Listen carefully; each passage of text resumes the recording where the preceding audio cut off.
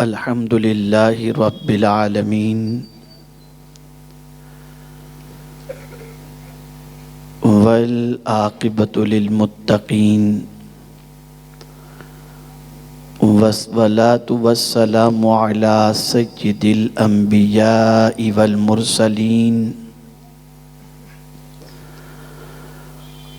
وعلی آلہ واصحابہ الطیبین الطاہرین اما بعد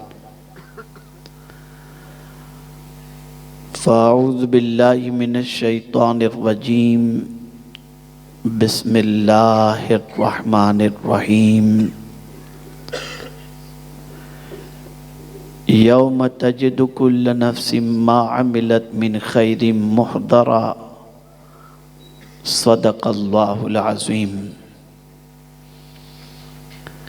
قابل قدر علماء ذوی الاحترام، حاضرین و ناظرین، السلام علیکم ورحمۃ اللہ وبرکاتہ۔ میرے پیارے آقا صلی اللہ تعالی علیہ وسلم کے پیارے دیوانوں، آیہ کریمہ کے جس حصے کی تلاوت کا میں نے شرف حاصل کیا، اس سے متعلق کچھ معروضات پیش کرنے سے پہلے آقا کریم رؤوف الرحیم علیہ التحیۃ والتسلیم کی بارگاہ بے کس پناہ میں جس طریقے سے میں پڑھاؤں عقیدت و محبت میں ڈوب کر اسی طریقے سے درود و سلام کا نذرانہ پیش کریں۔ الصلاۃ والسلام علیک یا رسول اللہ، الصلاۃ والسلام علیک یا حبیب اللہ،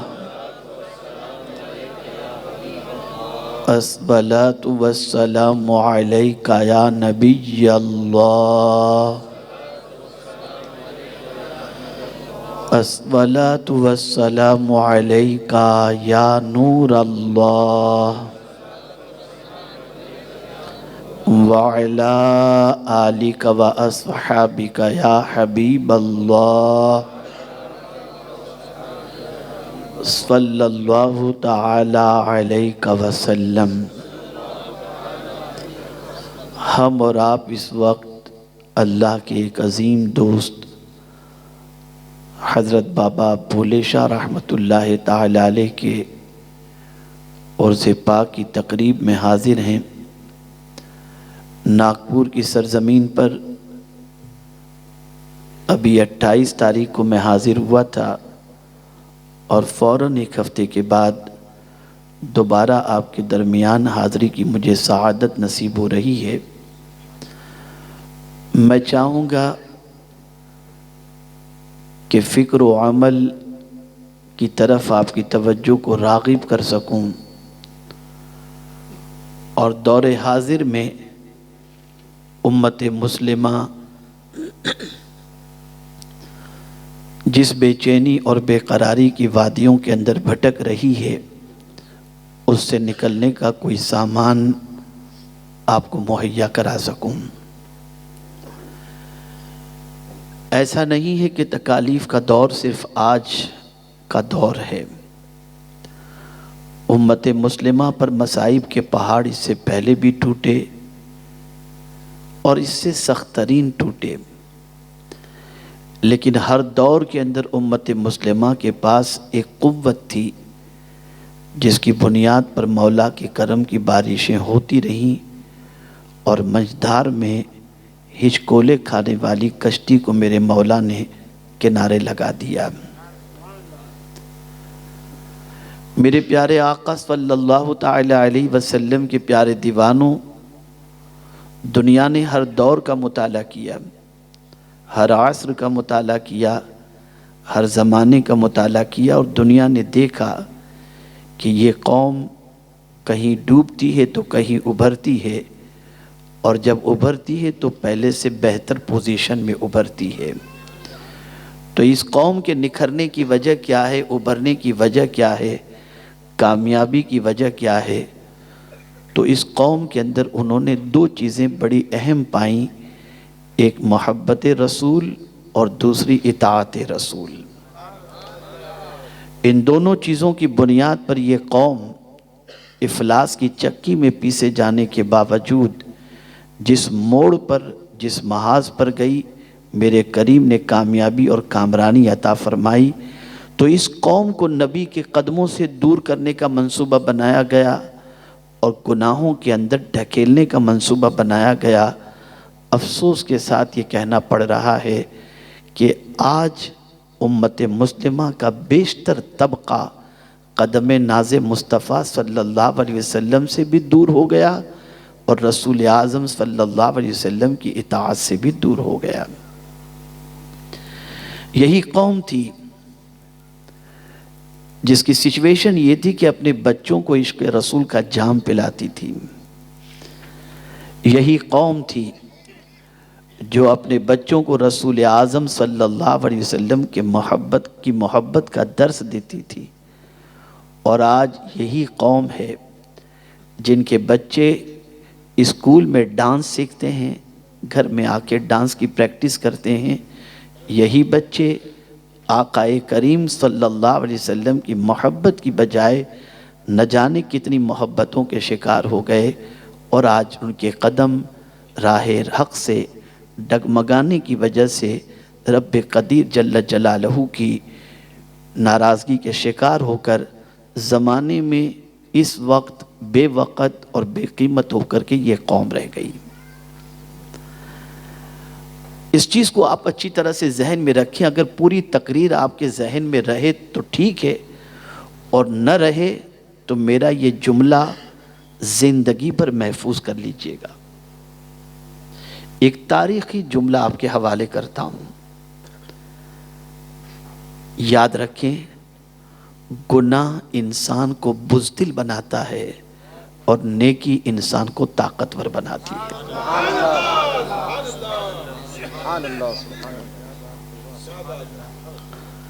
جب تک ہمارا مزاج نیکیوں کا تھا ہم کمزور نہیں تھے، اور جب سے ہمارا مزاج گناہوں کا ہو گیا ہم کمزور ہو گئے۔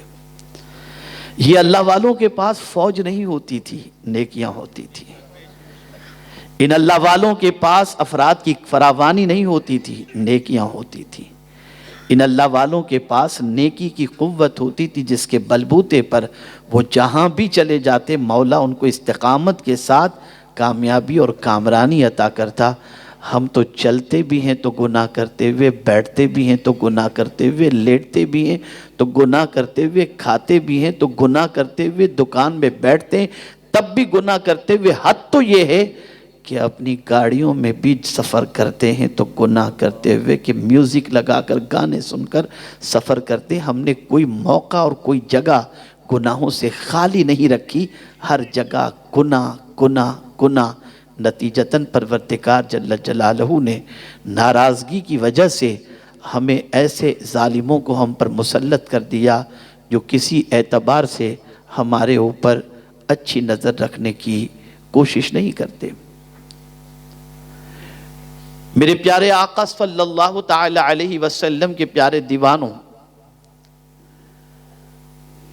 ایک زمانہ تھا کہ لوگ نیکیوں کے لالچی تھے، نیکیوں کے حریص تھے، اور آج دور ایسا آ گیا کہ گناہوں کے حریص ہیں۔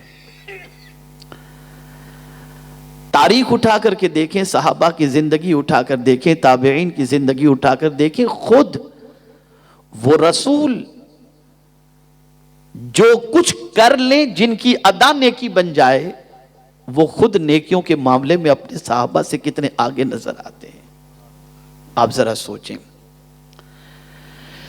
آج نیکی کی بات ہو تو صرف ایک مثال کے ذریعے میں آپ کو سمجھاتا ہوں۔ مسجد ہی کو لے لیجئے، مسجد ہی کو، کہیں دور جانے کی ضرورت نہیں۔ صف اول کی فضیلت ہے، جلدی مسجد پہنچنے کی فضیلت ہے، لیکن ہماری قوم کا ایک بڑا طبقہ امام صاحب خطبے کے لیے جمعہ کو جب کھڑے ہوتے ہیں تب وہ جاتا ہے، اور ایسا محسوس ہوتا ہے جیسے اسے نیکی کی کوئی ضرورت ہے ہی نہیں۔ جلدی چلا جائے گا تو اس کا نقصان ہو جائے گا۔ جس قوم کا مزاج یہ ہو کہ نیکی کرنے کے اندر عجلت نہ کرے، اور یہی مسلمان بگ باس دیکھنا ہو تو پہلے جا کر بیٹھ جائے گا، یہی مسلمان سیریل دیکھنا ہو تو پہلے بیٹھ جائے گا، یہی مسلمان کرکٹ کا میچ دیکھنا ہو تو پہلے بیٹھ جائے گا، لیکن یہی مسلمان جب نیکی کا وقت آتا ہے تو دنیا سے کہے گا صف آگے کی خالی ہے، تو پیچھے والے سے کہے گا تم آگے بڑھو، تم آگے بڑھو، تاکہ امام صاحب سلام پھیریں تو میں پہلے نکل جاؤں۔ اور تھوڑا آگے بڑھ کر بتاؤں، گناہ کرتے کرتے ہمارا ضمیر اتنا مردہ ہو گیا کہ اب تو نیکی کی جگہ بھی اچھی نہیں لگتی۔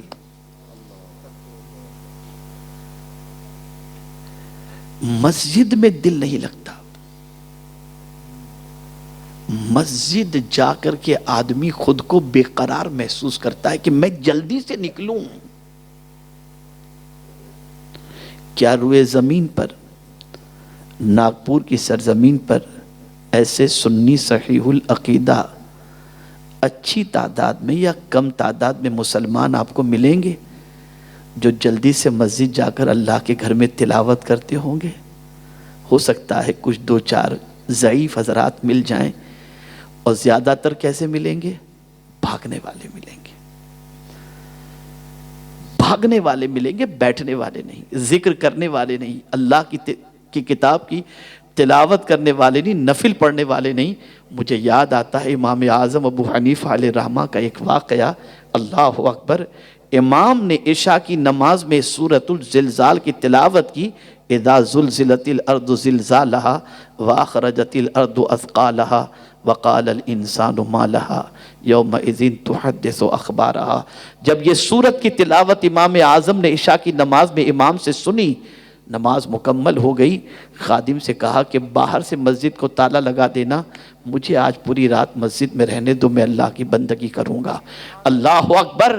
امام اعظم پوری رات مسجد کے اندر عبادت میں مصروف رہے۔ صبح ہوئی، خادم نے مسجد کا جب دروازہ کھولا تو کیا دیکھتا ہے؟ امام اعظم اپنی داڑھی کو ہاتھ میں لیے ہوئے، آنکھوں سے آنسو جاری ہیں، اور یہ کہہ رہے ہیں اللہ اگر تو نے نعمان کو بخش دیا تو تیرا بہت بڑا کرم ہوگا۔ اس کے بعد امام اعظم نے محسوس کیا کہ کوئی میرے پیچھے موجود ہے، پلٹ کر امام اعظم نے دیکھا، اور اس کے بعد پتہ چل گیا امام اعظم کو کہ اس خادم نے مجھے اس حال میں دیکھ لیا ہے۔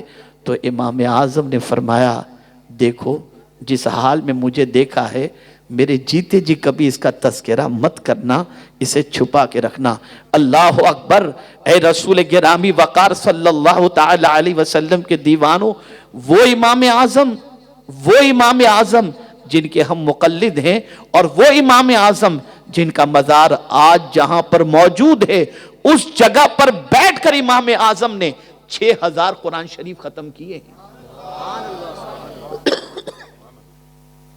اتنی نیکیوں کے باوجود، اتنی نیکیوں کے باوجود پھر بھی نیکی کا حرص، پھر بھی نیکی کی لالچ۔ گلی سے گزر رہے تھے، بچوں نے کہا راستہ دے دو، یہ وہ امام اعظم ہے جو پوری رات چھت پر کھڑے رہ کر کے بندگی کرتے ہیں۔ امام اعظم نے جب یہ سنا، اس کے بعد سے کسی رات سوئے نہیں، پوری رات امام اعظم اس کے بعد سے عبادت میں ہی گزارنے لگ گئے۔ آپ اندازہ لگائیں، ایک زمانہ تھا لوگ نیکیوں کے حریص تھے، نیکی میں کسی کو آگے نکلنے نہیں دیتے تھے، نیکی میں دنیا کو پیچھے رکھ دیتے تھے، اور قرآن کہتا ہے وَلِكُلِّ وِجْهَةٌ هُوَ مُوَلِّيهَا فَاسْتَبِقُوا الْخَيْرَاتِ۔ اہل قبلہ سے قبلے کے معاملے میں نہ الجھو، بھلائی کے معاملے میں دنیا سے آگے نکل جاؤ۔ جس قوم کو قرآن یہ دعوت دے رہا ہو کہ بھلائی کے معاملے میں آگے نکل جاؤ، وہ قوم برائی میں اتنی آگے نکل گئی، اتنی آگے نکل گئی، اتنی آگے نکل گئی کہ آج ہندوستان کی جیلوں میں سب سے زیادہ بند رہنے والی اگر کسی قوم کی تعداد ہے تو کوئی اور نہیں، وہ مسلمان ہے۔ یہ ہماری قوم ہے۔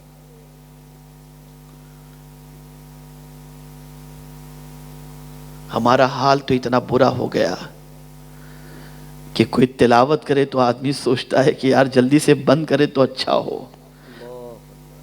تلاوت اچھی نہیں لگتی، تلاوت میں طبیعت معاذ اللہ گھبراتی ہے، جس قوم کا حال یہ ہو جائے کہ اللہ کی کتاب سن کر طبیعت گھبرائے، اس کا دل کتنا سخت ہو گیا ہوگا.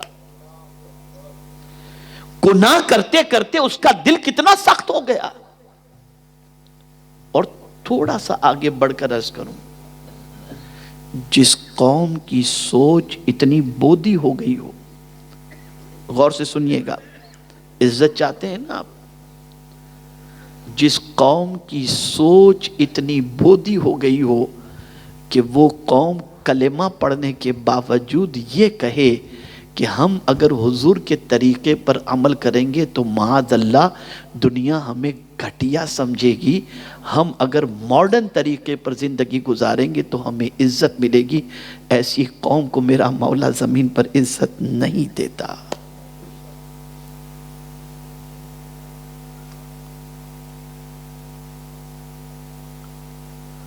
آقا کریم صلی اللہ تعالی علیہ وسلم کی حیات طیبہ دیکھیں اور نیکی کے معاملے میں پیغمبر رحمت صلی اللہ تعالی علیہ وسلم کی جد و جہد دیکھیں. ایک صحابی فرماتے ہیں کہ حضور صلی اللہ علیہ وسلم کے ہاتھوں پر میں نے اسلام قبول کیا، لیکن کہتے ہیں اسلام جیسا سینے میں بیٹھنا چاہیے ویسا نہیں بیٹھا تھا. قبول تو کر لیا میں نے اسلام، لیکن سینے میں صحیح طور پر نہیں بیٹھا تھا. کہتے ہیں اس کے بعد ایک مرتبہ رحمت عالم صلی اللہ علیہ وسلم نے کہیں سفر کا ارادہ کیا تو میں بھی حضور صلی اللہ علیہ وسلم کے ساتھ سفر کے لیے روانہ ہوا. وہ صحابی کہتے ہیں دوران سفر ایک جگہ پر پڑاؤ ڈالنے کا حضور نے حکم دیا کہ ہم لوگ یہاں اسٹے کرتے ہیں، تھوڑا سا آرام کرتے ہیں، کھاتے ہیں پیتے ہیں اور اس کے بعد آگے بڑھتے ہیں. اس زمانے میں ہوٹل تو نہیں تھی نا، کھانے کا سامان ساتھ میں ہوتا، کوئی آٹا گوندتا، کوئی روٹی بناتا، کوئی سالن تیار کرتا، سب اپنے اپنے کاموں میں لگ جاتے. صحابہ نے خیمے نصب کیے، اپنے اپنے کاموں میں صحابہ مصروف ہو گئے. پیغمبر رحمت صلی اللہ علیہ وسلم ایک جگہ تشریف فرما تھے. سب کو مصروف دیکھ کر رحمت عالم صلی اللہ علیہ وسلم خاموشی سے وہاں سے اٹھے اور چپ چاپ نکل گئے. کچھ دیر کے بعد صحابہ کو خیال آیا کہ حضور صلی اللہ تعالی علیہ وسلم نظر نہیں آ رہے، کہاں تشریف لے گئے. تو صحابہ حضور کی تلاش میں نکلے. جیسے ہی نکلے تو دور سے میرے آقا صلی اللہ علیہ وسلم اپنے کاندھے پر لکڑیوں کی گٹھڑی اٹھا کر تشریف لا رہے تھے. صحابہ نے دیکھا تو عرض کیا حضور یہ آپ کر رہے ہیں، آپ ہمیں حکم دیتے ہم اٹھا لیتے، ہم لے کر کے آتے. اب وہ صحابی جن کے سینے میں اسلام کما حقہ نہیں بیٹھا تھا، وہ کہتے حضور کے کاندھے پر میں نے لکڑیوں کی گٹھڑی دیکھی اور اس کے بعد جب حضور کا جملہ میں نے سنا تو میرے سینے میں اسلام اتنا گھر کر گیا کہ جان تو جا سکتی ہے، اسلام کی دولت نہیں جا سکتی. اس لیے کہ جب صحابہ نے حضور سے عرض کیا یا رسول اللہ صلی اللہ علیہ وسلم آپ اب اگر ہمیں حکم دیتے تو ہم لکڑیاں توڑ کر لے آتے، سرکار یہ آپ نے کیوں کیا؟ تو میرے آقا نے جواب میں ارشاد فرمایا تم بھی کام میں مصروف تھے، میں نے بیٹھنا مناسب نہیں سمجھا، میں سوچا میں بھی نیکی کے کام کے اندر آگے نکل جاؤں اور کچھ انجام دے دوں. آپ اندازہ لگائیے وہ رسول جن کا ایک قدم زمین پر اور دوسرا قدم عرش پر، وہ رسول بھی نیکی کے معاملے میں اتنا آگے نکلنے کی کہ اپنے صحابہ کو پیچھے رکھنے کی فکر کر رہے ہیں. اور صحابہ تو پیچھے ہی تھے لیکن صحابہ کے دلوں کے اندر نیکی کا جذبہ پیدا کر رہے ہیں اور خود پیغمبر رحمت صلی اللہ علیہ وسلم نیکی اس طریقے سے کرتے نظر آتے ہیں. آپ ذرا سوچو، نیکی بہت قیمتی چیز ہے. نیکی وہاں کام آئے گی جہاں پیسہ کام نہیں آئے گا. نیکی وہاں کام آئے گی جہاں کرنسی کام نہیں آئے گی، سونا کام نہیں آئے گا، چاندی کام نہیں آئے گا، وہاں نیکی کام آئے گی. بہت سارے ماں باپ ناجائز و حرام دولت کے ذریعے اپنے بچوں کے لیے عیش قدے تعمیر کرتے ہیں اور ان کے مستقبل کو تابناک بنانے کی کوشش کرتے ہیں. کوئی جوے کا اڈا چلا کر، کوئی شراب کا اڈا چلا کر، کوئی ڈرگز کا کاروبار کر کے سوچتا ہے میرے بچے کے لیے میں کچھ بنا لوں. لیکن یاد رکھیں یہ بچہ قیامت میں کام نہیں آئے گا اور نہ مال قیامت میں کام آئے گا۔ قرآن نے واضح لفظوں میں کہہ دیا یوم لا ینفع مال ولا بنون، قیامت کے دن نہ تمہارے بیٹے تمہیں نفع پہنچائیں گے اور نہ تمہارا مال تمہیں نفع پہنچائے گا۔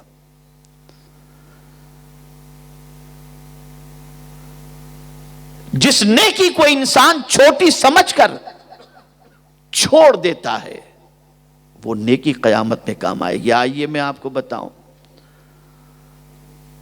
حضرت کعب رضی اللہ المولا تبارک و تعالی عنہ، علامہ اسماعیل حقی رحمت اللہ تعالی علیہ نے تفسیر روح البیان کے اندر اس واقعے کو نقل فرمایا ہے، غور سے سنیے گا۔ حضرت کعب رضی اللہ تعالیٰ عنہ نے ایک واقعہ نقل فرمایا، ارشاد فرماتے ہیں قیامت کے دن ایک ماں کا حساب اللہ عز و جل لے گا، ایک عورت کا حساب، میزان لگا ہوگا، اعمال نامے میزان پر رکھے جائیں گے، نیکی اور گناہ دونوں پلڑے کے اندر رکھے جائیں گے، دونوں اکول ہوں گے، نیکی اور گناہ دونوں برابر۔ مولا ارشاد فرمائے گا اے خاتون ایک نیکی لے کر کے آ، تجھے جنت میں ڈال دیا جائے گا۔ اس وقت ماں کو کون یاد آئے گا؟ ایک نیکی کے لیے ماں میدان محشر کے اندر اپنے بیٹے کو تلاش کرے گی کہ میرا بیٹا مجھے بہت چاہتا تھا، میرے سر میں درد ہوتا تھا تو میرا بیٹا بے چین ہو جاتا تھا، آج اپنی ماں کی بے قراری کو دیکھ کر میرا بیٹا آج مجھے ضرور ایک نیکی دے دے گا جس کی وجہ سے میری بخشش ہو جائے گی۔ تلاش کرتی ہے، ماں کو پا لیتی ہے، ماں اپنے بیٹے کو پا لیتی ہے، بیٹے سے کہتی ہے میرے لختے جگر، میرے کریم نے فرمایا ہے کہ ایک نیکی لے کر کے آ، تیری بخشش ہو جائے گی۔ بیٹے ایک نیکی کی ضرورت ہے، مجھے ایک نیکی دے دے تاکہ میں جنت میں چلی جاؤں۔ وہ بیٹا جو ماں کے سر میں درد محسوس نہیں کرتا، پر درد جو ہے برداشت نہیں کر پاتا تھا، ماں کے آنسو دے کر کے بے چین ہو جاتا تھا، ماں کی آرزوؤں کی تکمیل کے لیے جو بیٹا سب کچھ قربان کرنے کے لیے دنیا میں تیار تھا، قیامت میں ماں کو پریشان دیکھ کر ماں جب ایک نیکی مانگے گی تو بیٹا کہے گا ماں آج کے دن میں تیری کوئی مدد نہیں کر سکتا، کوئی مدد نہیں کر سکتا۔ ماں گڑ گڑائے گی میرے بیٹے میں نے 9 مہینے تک تجھے اپنے شکم میں پالا ہے اور تو جب پیٹ میں تھا تو میں کھانے میں احتیاط کرتی تھی کہ تجھے تکلیف نہ ہو جائے، بیٹا اس کے صدقے میں ایک نیکی دے دے تیری ماں کی بخشش ہو جائے گی۔ بچہ کہے گا ماں آج کے دن میں تیری کوئی مدد نہیں کر سکتا، ماں کہے گی 2 سال تک میں نے تجھے دودھ پلایا ہے اور بیٹے تیری نجاستوں کو صاف کیا ہے، مجھے ایک نیکی دے دے۔ بیٹا کہے گا ماں آج کے دن میں تیری کوئی مدد نہیں کر سکتا، بیٹا تیری انگلی پکڑ کے میں نے تجھے چلنا سکھایا ہے، آج تو ایک نیکی دے دے گا تو تیری ماں کی نجات ہو جائے گی۔ اس وقت قیامت میں بیٹا یہی کہے گا ماں آج کے دن میں تیری کوئی مدد نہیں کر سکتا۔ حضرت کعب رضی اللہ تعالیٰ عنہ فرماتے ہیں افسوس جس اولاد کے لیے ماں باپ حلال و حرام کی تمیز نہیں کرتے، وہ اولاد بھی اپنے ماں باپ کو قیامت میں کام نہیں آئے گی۔ قیامت میں کوئی چیز کام آئے گی تو نیکیاں کام آئیں گی، مصطفیٰ پیارے کی شفاعت کام آئے گی۔ نیکی کسے کہتے ہیں؟ نیکی کسے کہتے ہیں؟ نیکی آپ اگر چاہیں تو صبح سے لے کر رات تک سارے لمحات کو نیکی میں گزار سکتے ہیں۔ کیا تجارت کرنا نیکی نہیں ہے؟ نیت کیا ہو؟ پیغمبر رحمت صلی اللہ علیہ وسلم صحابہ کے ساتھ تشریف فرمائے، مسجد نبوی شریف میں فجر کی نماز ہوتی ہے اور نماز کے بعد ادھر نماز مکمل ہوئی اور ایک صحابی مسجد سے نکلے اور سیدھا اپنے کاروبار کے لیے نکل گئے۔ توجہ چاہوں گا، کاروبار کے لیے نکل گئے۔ دوسرے صحابہ جو موجود تھے انہوں نے سرکار صلی اللہ علیہ وسلم کی بارگاہ میں عرض کیا یہ تھوڑی دیر بیٹھ جاتے اور اللہ کا ذکر کر کے جاتے تو کیا ہی اچھا ہوتا، دنیا کے لیے کتنا جلدی یہ چلے گئے۔ تو پیغمبر اعظم صلی اللہ علیہ وسلم نے فرمایا اگر یہ جانے والا اس نیت سے گیا ہے کہ میں تجارت کر کے اپنی بیوی بچے ماں باپ کے پیٹ کو حلال کے لقمے سے بھر دوں گا تو اس کا یہ جانا بھی عبادت میں شامل ہے اور اس کا یہ جانا بھی نیکی میں شامل ہے۔ آپ اندازہ لگائیں کیا ہم صبح تجارت کے لیے یہ نیت کر کے نکلتے ہیں کہ حلال کما کر اپنے بیوی بچوں کے پیٹ میں ڈالیں گے؟ ایک زمانہ تھا یہ نیتیں ہوا کرتی تھی، اور آج اگر شوہر غریب ہے تو عورت کہتی ہے عجیب ظالم آدمی ہو تم، کمانے کا سلیقہ تمہیں نہیں آتا، فلاں کو دیکھو کتنا کما رہا ہے اور تم دیکھو، مجھے یہ چاہیے مجھے یہ چاہیے، چاہے چوری کر کے لے کر کے آؤ، دوسرے کماتے تم کیوں نہیں کماتے؟ اور بہت سارے شوہر غلط راستے کے شکار بیویوں کی وجہ سے ہو جاتے ہیں اور حرام کی طرف بڑھتے ہوئے نظر آتے ہیں۔ لیکن اللہ اکبر، ایسی بھی خواتین گزری ہیں جو حرام سے اپنے شوہروں کو بچاتی تھیں۔ جانتے ہیں ایک عورت جس کا شوہر صبح سے لے کے شام تک محنت کرتا ہے اور خالی ہاتھ لوٹتا ہے، کوئی چیز پکانے کے لیے گھر میں نہیں ہوتی، پانی پی کر وہ سو جاتا ہے، بیوی بھی سو جاتی ہے، دوسرے دن صبح نکلا، شام کو لوٹا، کمایا نہیں، خالی ہاتھ لوٹا، بیوی نے دیکھا کہ خالی ہاتھ لوٹا ہے، صبر کے ساتھ پانی پی کر کے سو گئے۔ تیسرے دن بیوی کے دل میں خیال پیدا ہوا کہ کہیں ایسا نہ ہو کہ میرا شوہر میری محبت کے اندر کہ میں بھوکی رہتی ہوں 2 دن سے، اس کے لیے حرام کمائے، اس لیے میں اپنے شوہر کو پہلے ہی اس سے روک دوں۔ شوہر کو کہتی ہے میرے سرتاج، میں اپنے پیٹ کی آگ کو بھوک سے تو بجھا سکتی ہوں، جہنم کی آگ سے نہیں، خبردار حرام نہ کمانا اور حرام کما کے مجھے مت کھلانا ورنہ میرا یہ پیٹ جہنم کی آگ بن جائے گا، اس لیے مجھے اس سے بچانا، چاہے ملے یا نہ ملے لیکن جو بھی ملے سوائے حلال کی اور کوئی چیز نہیں ہونی چاہیے۔ یہ سوچ تھی، یہ مینٹیلیٹی تھی، یہ فکر تھی۔ نیکی بہت قیمتی چیز ہے، نیکی کے معاملے میں آگے نکل جاؤ، دنیا کو نیکی میں پیچھے چھوڑ دو، نیکی میں دنیا کا کوئی شخص تم سے آگے نہ نکلے۔ میں مبلغین سے بھی گزارش کروں گا کہ خاص طور پر یہ ذہن کے اندر رکھو، یہ نیکی وہ کر لے یہ کر لے وہ کر لے، تم کرو نیکی میں آگے، اس لیے کہ یہی چیز کام آئے گی۔ لیکن یہ بات بھی ذہن میں رہے، نیکی پر غرور مت کرنا کہ اتنی نیکیاں میں نے کی ہیں۔ جنت نیکی کی وجہ سے نہیں، اللہ کے فضل کی وجہ سے ملے گی، اس کا کرم ہوگا، ورنہ ہماری نیکیاں اس قابل کہاں۔ میں ایک واقعہ آپ کے سامنے عرض کروں، ایک بزرگ کپڑا بننے کا کام کرتے تھے۔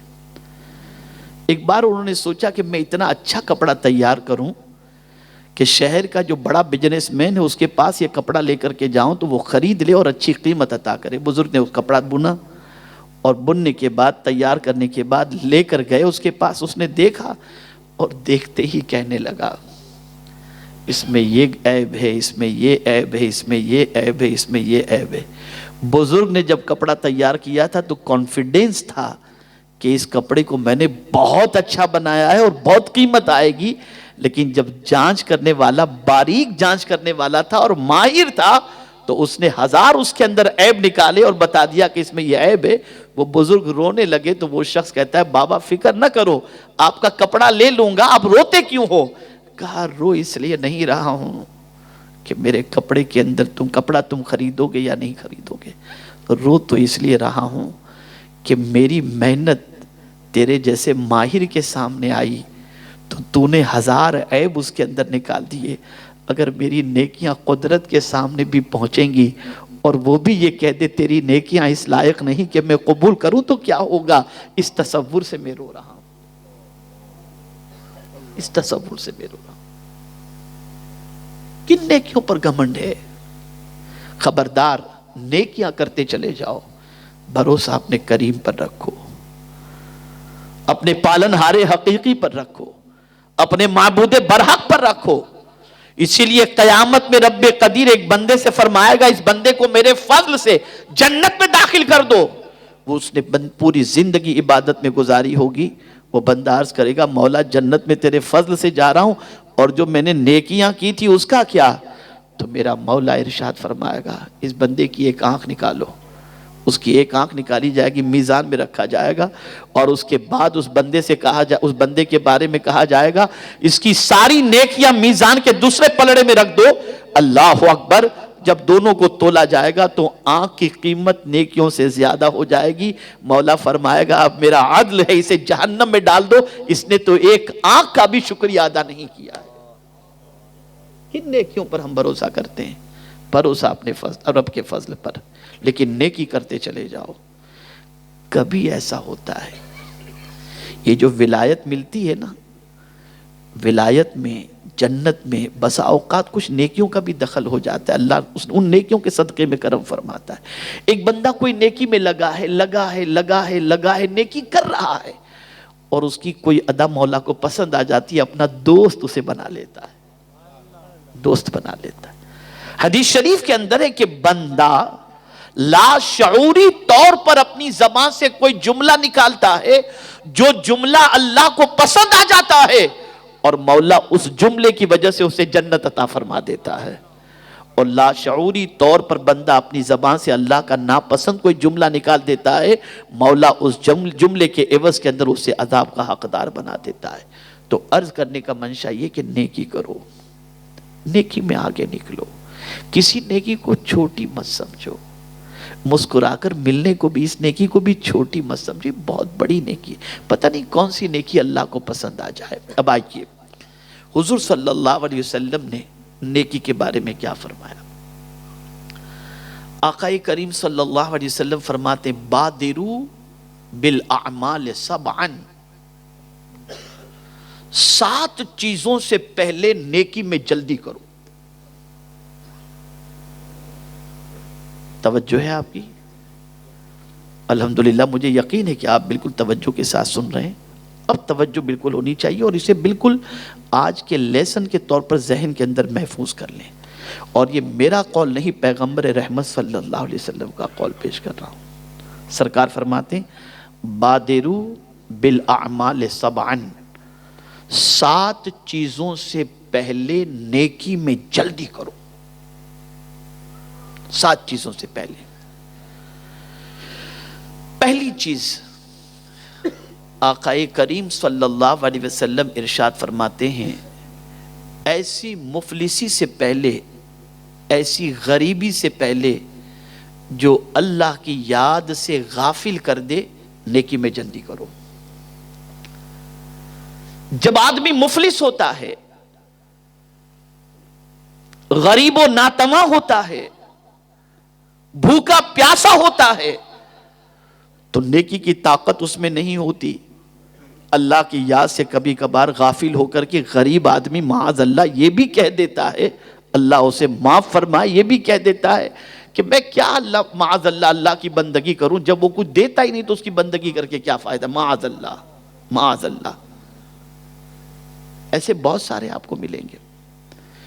تو ایسی غریبی اور مفلسی جو اللہ کی یاد سے غافل کر دے، رسول اعظم صلی اللہ علیہ وسلم فرماتے ہیں اس سے پہلے نیکی میں جلدی کرو۔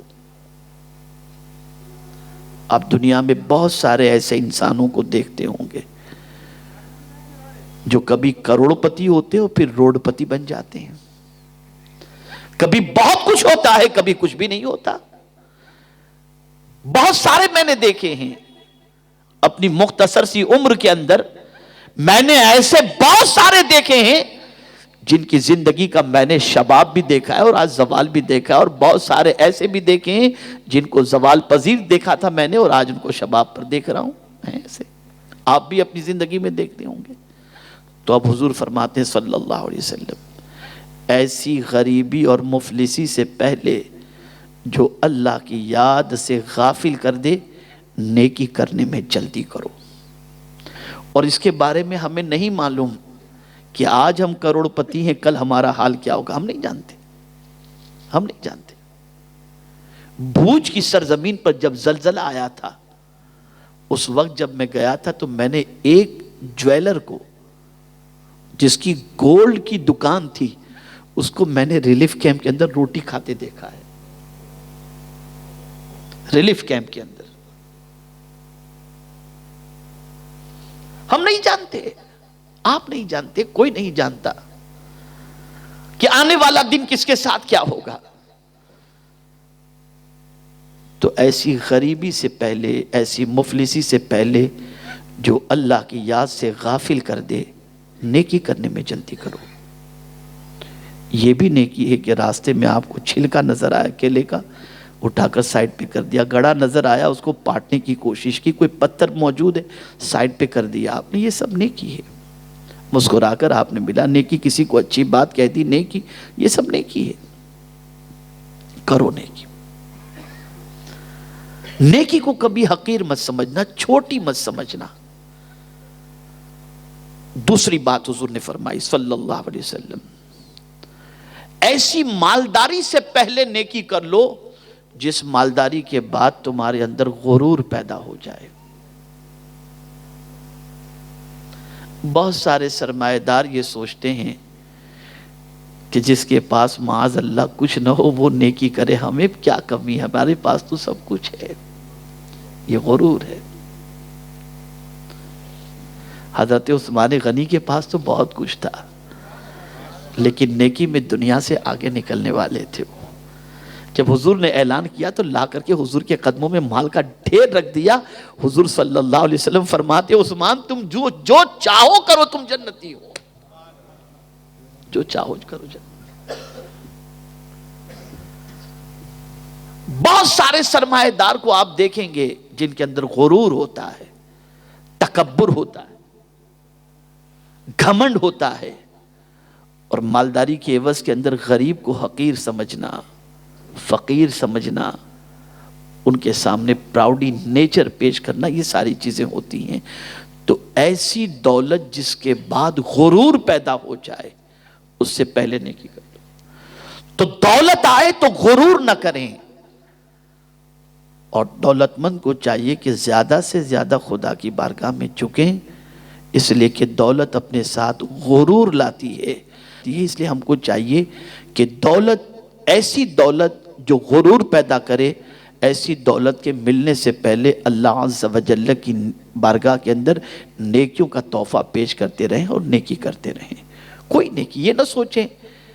میں آپ کو بتاؤں، امام حسین رضی اللہ المولا تبارک و تعالیٰ عنہ، نوجوانان جنت کے سردار، اتنا اونچا مقام، اپنی سواری پر جا رہے ہیں، راستے سے گزرے. جو غریب لوگ بیچارے راستے میں بیٹھ کے کھاتے ہوتے ہیں نا، ایسے چند مسکین بیٹھ کر کے کھا رہے تھے، اور امام حسین اپنی سواری پر تھے. مسکینوں نے دیکھا تو امام حسین سے عرض کیا حضور ہمارے ساتھ بھی تشریف لائیں، کچھ کھا لیں، قربان جائیے. امام سواری سے اترتے ہیں، ان مسکینوں کے ساتھ بیٹھ کر کھانا کھاتے ہیں، اور پھر ان مسکینوں کے ساتھ کھانا کھانے کے بعد ارشاد فرماتے ہیں کہ تمہاری دعوت میں نے قبول کر لی، اب میں تم کو دعوت دیتا ہوں، میرے گھر آؤ، وہاں بھی ہم مل کر کے کھانا کھائیں گے.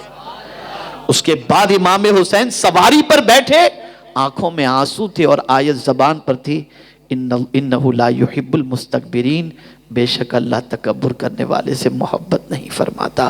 گویا آپ یہ بتا رہے ہیں کہ اگر سواری سے نہ اترتا تو کہیں ایسا نہیں کہ میں گھمنڈ کرنے والوں میں ہوتا. اگر گھمنڈ کرنے والوں میں ہوتا تو میرا مولا مجھ سے محبت نہ فرماتا. اے اللہ تیرا شکر ہے کہ ان غریبوں کے ساتھ تو نے مجھے بیٹھ کر کھانے کی توفیق عطا فرمائی، توفیق عطا فرمائی. تو خود اللہ کے لیے دولت آ جائے تو کبھی تکبر نہیں آنا چاہیے، تکبر سے بچو. اور دولت یہ چیز اپنے ساتھ لے کر کے آتی ہے. اس لیے ایک اور بات عرض کر دوں، بہت اہم ہے. بہت سارے آدمی دولت مند ہوتے ہیں پھر غریب ہو جاتے ہیں. تو کہتے ہیں کوئی کاروبار کرتا ہے، پیسے لگاتا ہے، کسی دھندے میں کامیابی نہیں ملتی، لاس ہو جاتا ہے، تو بس ذہن بھٹک جاتا ہے اور کہتے ہیں کسی نے روزی باندھ دی ہے. کسی نے روزی باندھ دی ہے.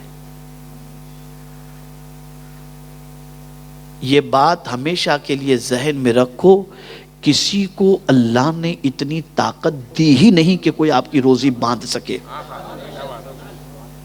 میں قرآن کی روشنی میں عرض کرتا ہوں, کسی کو اللہ نے اتنا پاور نہیں دیا کہ آپ کی روزی کو باندھ دے. ہاں آپ کے کاروبار پر نظر لگ سکتی ہے, آپ کی روزی پر نظر لگ سکتی ہے, جس کی وجہ سے آپ کا کاروبار ٹھپ ہو جائے, ٹھنڈا ہو جائے, لیکن کسی میں طاقت نہیں ہے کہ روزی کو باندھ دے. اس لیے کہ میرا مولا فرماتا ہے اللہ یبسط الرزق لمن یشاء ویقدر, اللہ جسے چاہتا ہے کشادہ روزی عطا کرتا ہے اور جس کی چاہتا ہے روزی کو تنگ کر دیتا ہے. یہ صرف اس کی شان ہے, یہ اس کی شان ہے. کوئی روزی کو تنگ نہیں کر سکتا. نظر لگ سکتی ہے, کاروبار ٹھپ پڑ سکتا ہے, یہ الگ بات ہے. خیر, تو دولت اللہ کی طرف سے ہے, وہ جس کے لیے چاہے کشادہ کر دے, جس کے لیے چاہے تنگ کر دے. تو دولت آئے تو تکبر اس کے ساتھ ساتھ تھوڑا سا آ ہی جاتا ہے, تو اس تکبر کے آنے سے پہلے نیکی میں جلدی کر لو, نیکی میں جلدی کر لو. تیسری چیز, آقا کریم صلی اللہ علیہ وسلم نے ارشاد فرمایا, ایسی بیماری جس سے فساد پیدا ہو جائے جسم کے اندر, نیکی کرنے میں جلدی کرو. کوئی ایسی بیماری جیسے پیرالیسس کا اٹیک ہو گیا, آج بالکل ڈھل گیا, اور کسی کو نہیں معلوم کب کیا ہوگا, کسی کو نہیں معلوم. آقا کریم صلی اللہ علیہ وسلم فرماتے ہیں ایسی بیماری جس سے جسم میں فساد پیدا ہو جائے, نیکی میں جلدی کرو. اور ہم کوئی نہیں جانتے کل یہ جسم سالم رہے گا یا نہیں. اللہ سے امید تو رکھتے ہیں کہ اللہ سلامت رکھے, لیکن جانتے تو ہم بھی نہیں ہیں نا. تو اس سے پہلے نیکی میں جلدی کرو. چوتھی چیز, آقا کریم صلی اللہ علیہ وسلم نے فرمایا ایسے بڑھاپے سے پہلے نیکی میں جلدی کرو جس بڑھاپے میں عقل مفلوج ہو جاتی ہے. اب پورا بڑھاپے میں دیکھیں گے بڑھ بڑھ بڑھ بڑھ بڑھ بڑھ چالو ہی رہتا ہے آدمی کا, اور بڑھاپا بچپن کی طرح ہی ہے, بچپن کی طرح ہی ہے. بچپن میں بچہ بڑبڑ کرتا رہتا ہے نا, بڑھاپے میں بھی آدمی بڑبڑ کرتا رہتا ہے, لیکن بچپن کا بڑبڑانا اچھا لگتا ہے. بڑھاپے میں تو باپ کی کھانسی بھی بیٹے کو اچھی نہیں لگتی ہے, باپ کی کھانسی بھی بیٹے کو اچھی نہیں لگتی. ابا ذرا سیرپ پی کر کے سو لیا کرو, رات کو کھانستے ہو بچوں کی آنکھ کھل جاتی ہے. یہ ہے. تو ایسا بڑھاپا جس سے عقل مفلوج ہو جائے, اس سے پہلے نیکی کر لو, نیکی کر لو. پانچویں چیز, آقا کریم صلی اللہ علیہ وسلم نے فرمایا دجال کے ظہور سے پہلے نیکی کر لو. بڑا خطرناک معاملہ ہے. دعائیں مانگی گئی ہیں فتنہ دجال سے بچنے کی. بڑا ظالم ہے وہ جب نکلے گا پتہ نہیں کتنوں کے ایمان کو کھا جائے گا. تو دجال کے ظہور سے پہلے نیکی کرنے میں جلدی کرو. حضور نے نیکی کرنے کی بات نہیں کی, توجہ چاہوں گا, نیکی کرنے کی بات نہیں کی. بادروا بالاعمال سبعا, 7 چیزوں سے پہلے نیکی میں جلدی کرو. کر لو, ابھی کی ابھی کر لو, جتنی نیکی کر سکتے ہو نیکی کر لو. تو دجال کے ظہور سے پہلے. چھٹی چیز, آقا کریم صلی اللہ علیہ وسلم نے فرمایا اچانک موت کے آنے سے پہلے نیکی کرنے میں جلدی کر لو. جانتا ہے کوئی کہ کب اسے موت واقع ہوگی؟ لوگ یہ سوچتے ہیں بڑھاپے میں توبہ کر لیں گے, نیکی کریں گے, بعد میں کچھ کریں گے. ابھی تو عمر کیا ہے, ابھی تو کھیل کود کی عمر ہے, تماشے کی عمر ہے, آوارگی کی معاذ اللہ عمر ہے. یہ نیکی کی عمر تھوڑی 60 گزارنے کے بعد پھر کر لیں گے, ابھی تو سب عیش موج کی عمر ہے. نہیں, کوئی نہیں جانتا. یہ زمین نہ جانے کتنے جوانوں کو کھا گئی ہے. ہم میں سے کوئی نہیں جانتا کہ ہماری زندگی کتنی ہے. تو اچانک موت کی آمد سے پہلے نیکی میں جلدی کر لو، اس لیے کہ موت آئے گی، اس کے بعد نیکی نہیں کر سکو گے۔ اسی لیے پروردگار کی بارگاہ میں قیامت کے دن بندے عرض کریں گے ارجعی لعلی اعمل صالحا، میرے مولا ہمیں دنیا میں دوبارہ بھیج تاکہ ہم نیک عمل کریں۔ تو میرا مولا فرمائے گا اولم نعمرکم ما یتذکر فیہ، کیا میں نے تمہیں عمر نہیں دی تھی، تم نے نصیحت کیوں حاصل نہیں کی؟ میں نے تو زندگی دی تھی نیکی کرنے کے لیے، کیوں نہیں کی تم نے؟ اب مانگ رہے ہو تم مہلت، اب کہہ رہے ہو کہ ہمیں دوبارہ زمین پر بھیج تاکہ ہم نیکی کریں۔ ہم نے تو زندگی تمہیں دی تھی، کیوں نیکی نہیں کی؟ اب کوئی چانس نہیں، اب کوئی چانس نہیں۔ تو اچانک موت کی آمد سے پہلے نیکی کر لو۔ اور ساتویں چیز پیغمبر رحمت صلی اللہ علیہ وسلم نے فرمایا میدان قیامت کے بپا ہونے سے پہلے نیکی کر لو۔ اے رسول اعظم صلی اللہ علیہ وسلم کے دیوانوں، ان 7 چیزوں کے ظہور سے پہلے نیکی میں جلدی کرنے کا اللہ کے رسول صلی اللہ علیہ وسلم نے حکم دیا، اور ہم میں کا کوئی نہیں جانتا کہ یہ 7 چیزیں کب کس کے ساتھ وابستہ ہوں گی۔ تو ہمیں نیکیوں میں جلدی کرنا چاہیے، نیکی میں سستی سے بچنا چاہیے، میکزیمم نیکی کرنی چاہیے۔ مجھے ایک بزرگ یاد آتے ہیں، اللہ اکبر، میں نے دیکھا اس کے بعد جو ہے میں نے غور کرنے کی کوشش کی، تو مجھے ان کی اس ادا سے ان کا نیکی کا حریص ہونا سمجھ میں آیا۔ آپ دن میں 5 مرتبہ کرتے ہیں لیکن کبھی اس پر توجہ نہیں، نہ آپ کی ہوتی ہے نہ کبھی ہماری ہوتی ہے، کبھی ہو گئی تو ہو گئی توجہ۔ لیکن میں نے نیکی کا حریص دیکھا قائد اہل سنت علامہ شاہ احمد نورانی صاحب علیہ رحمہ کو، وہ جب بھی وضو کرتے نا تو اپنے چہرے اور ہاتھ کو زور زور سے پونچھتے نہیں تھے، بس خالی قطرے نہ گریں اس طریقے سے آپ پونچھ لیتے تھے، اور ہاتھ بھی تر رہتا تھا، چہرہ بھی تر رہتا تھا، اس لیے کہ مصطفیٰ جان رحمت صلی اللہ علیہ وسلم نے فرمایا قیامت کے دن یہ تری کو بھی اللہ عز و جل میزان میں وزن کے اندر ڈالے گا۔ یہ جو تری رہ جاتی ہے نا، پانی جو گیلا بدن رہتا ہے، یہ میزان کے اندر اسے رکھا جائے گا اور اس کا بھی ثواب اللہ قیامت کے دن عطا فرمائے گا۔ اللہ والے ان نیکیوں کو بھی نہیں چھوڑتے، اتنی نیکی کی قدر کرتے ہیں۔ اور قرآن کہتا ہے یوم تجد کل نفس ما عملت من خیر محضرا، قیامت کے دن ہر جان جو کچھ بھی اس نے بھلائی کی ہے اس کے سامنے وہ نیکی اور وہ بھلائی پروردگار حاضر فرما دے گا، میرے بندے یہ نیکی تو نے کی، یہ نیکی تو نے کی، یہ بھلائی تو نے کی۔ کوئی نیکی ضائع نہیں جائے گی، کوئی نیکی ضائع نہیں جائے گی، سب نیکی کو پیش کر دیا جائے گا، ساری نیکیاں سامنے پیش کر دی جائیں گی۔ لیکن مجھے افسوس کے ساتھ یہ کہنا پڑتا ہے کہ ہماری قوم نے نیکیوں میں دنیا سے پیچھے رہنا شروع کر دیا اور گناہوں میں دنیا سے بہت آگے نکل گئے۔ یہی وجہ ہے کہ آج ہم دنیا کے اندر نیکیوں میں آگے نہ رہنے کی وجہ سے دنیا سے پیچھے رہ گئے۔ اگر یعنی جب تک ہم نیکیوں میں آگے تھے، دنیا میں آگے تھے، دنیا والوں سے آگے تھے، اور جب گناہوں میں آگے نکل گئے تو دنیا ہم سے آگے نکل گئی اور ہم بچھڑ گئے اور ہم پیچھے رہے۔ ہم تعلیم میں دنیا سے پیچھے ہیں، اخلاق میں دنیا سے پیچھے ہیں، مالداری میں دنیا سے پیچھے ہیں، خدمت خلق کے اندر دنیا سے پیچھے ہیں۔ اللہ اکبر، دنیا کا کون سا اچھا معاملہ ہے جس میں ہم دنیا سے آگے ہوں؟ ہمیں چاہیے کہ ہم نیکی کے معاملے میں دنیا سے آگے نکلنے کی کوشش کریں اور گناہوں سے اپنے دامن کو بچانے کی کوشش کریں۔ یاد رکھیں میرے پیارے آقا صلی اللہ تعالی علیہ وسلم کے پیارے دیوانوں، اللہ کے برگزیدہ بندے اس لیے طاقتور تھے کہ وہ نیکی کرتے تھے، اور ہم اس لیے بزدل ہیں اور کمزور ہیں کہ ہم گناہ کرتے ہیں۔ طاقتور بننا ہے، گناہ کو چھوڑو، نیکی اختیار کرو۔ نیکی انسان کو قوت عطا کرتی ہے، نیکی انسان کو طاقت عطا کرتی ہے، نیکی انسان کو سربلندی عطا کرتی ہے، نیکی انسان کو عروج عطا کرتی ہے، اور گناہ انسان کو ذلیل کر دیتا ہے، گناہ انسان کو تباہ کر دیتا ہے، گناہ انسان کو برباد کر دیتا ہے۔